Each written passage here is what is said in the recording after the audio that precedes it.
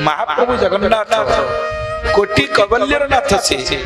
किंतु ठाकुरंकर गोटे नीति आपण देखिला आश्चर्य जेतेबेले से मणई हम तंग पगरे भोजन लागिवो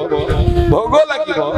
पुराण पंडा निज घर जने सेवक बड़ पाटी रे चिल्ली भागवत पढुथबो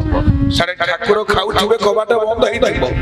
एते भोग लाइन दिया है ता सते मध्ये गोटे छोटिया दीप लागिबो पुराण पंडा निज घर जने सुणे कहउथबो थरे शुणुचंदी शुणेगिरी आसी तांको गोटे खेई मिले माने पुराण पढि साला पर जगन्नाथ भोगरु गोटे तांकर भाग आसी एटा काणी देले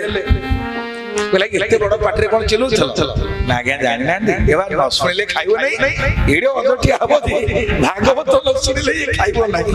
ता माने महाप्रभु जगन्नाथ नीति रे भागवत होछि अंगांग भाबे जडित सेमिति भागवत में मां शारदा के से निजे जगन्नाथंकर आद्य शक्ति मा